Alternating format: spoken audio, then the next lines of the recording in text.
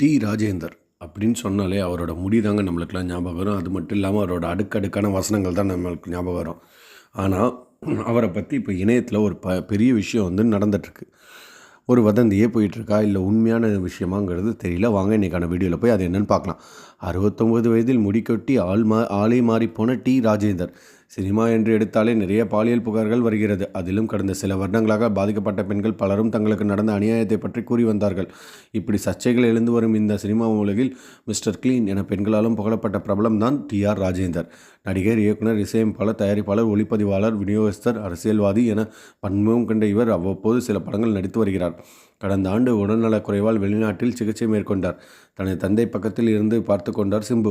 சிகிச்சைக்கு பின் இந்தியா திரும்பியவர் அதிகம் சினிமா நிகழ்ச்சிகளில் தலை காட்டாமல் இருந்தார்.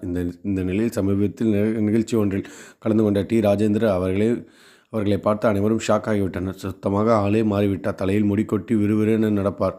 மிகவும் பொறுமையாக நடந்து வந்துள்ளார். ரொம்ப கஷ்டமான ஒரு விஷயமாக தான் இருக்குது. மனுஷனுக்கு வந்து ரொம்ப வந்து நோய் வந்துருச்சுன்னா வந்து ஆளே வந்து மாற்றி விட்ரும் அப்படிங்கிறது வந்து நம்ம வந்து கேள்விப்பட்டிருக்கோம். But TR. ராஜேந்திரன் சாரோட இதில் வந்து இது அப்படியே வந்து மாறி இருக்குது.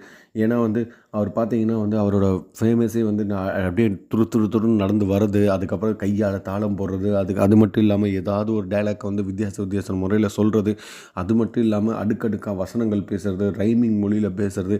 ஏன்னா இப்போ வாழக்கா பஜ்ஜி அப்படின்னு சொல்லிட்டோம்னா அதுலேருந்து ஒரு லைன் எடுத்து அப்படியே கொண்டு போகிறது. ஏன் இதுக்கு உதாரணத்துக்கு நம்ம அந்த ஒரு பாட்டே பாடலாம். வாடா மச்சி வாழக்கா பஜ்ஜி ஓ உடம்ப பிச்சு போட்டுடுவேன் பஜ்ஜி.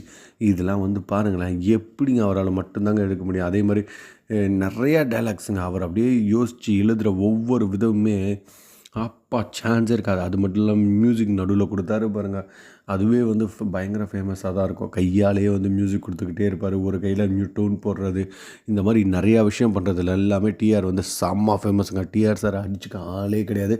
அப்படிப்பட்டவர் தான் டி.ஆர். சார். அவர் மீண்டும் வந்து மறுபடியும் பயங்கரமாக வந்து ஹிட் கொடுப்பாரு அப்படின்னு எனக்கு என்னமோ தோணுது.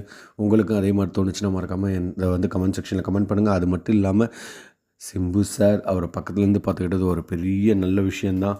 ஸோ அவர் மீண்டும் வந்து மறுபடியும் வந்து பெரிய ஹிட் கொடுப்பாரு அப்படிங்கிறது எனக்கு தோணிட்டு தான் இருக்குது. இந்த மாதிரி சுவாரஸ்யமான வீடியோக்களை நீங்கள் தொடர்ந்து பார்க்கணும். நம்ம சினி ஜங்ஷன் சேனல் வந்து மறக்காமல் சப்ஸ்கிரைப் பண்ணுங்கள். அது மட்டும் இல்லாமல் இந்த வீடியோ பிடிச்சிருந்தா உங்கள் ஃப்ரெண்ட்ஸ் அண்ட் ஃபேமிலி எல்லாருக்கும் இந்த வீடியோ ஷேர் பண்ணிடுங்க. அது மட்டும் இல்லாமல் இந்த வீடியோக்கு லைக் கொடுத்துருங்க. நீங்கள் கொடுக்குற லைக் அண்ட் ஷேர் தான் என்ன டெய்லி வீடியோஸ் போகிறதுக்கு மோட்டிவேட் இருக்குது. அது மட்டும் இல்லாமல் நெக்ஸ்ட் என்ன வீடியோ விடுங்கிறத கமெண்ட் செக்ஷனில் மறக்காமல் கமெண்ட்டும் பண்ணிவிடுங்க. தேங்க்யூ.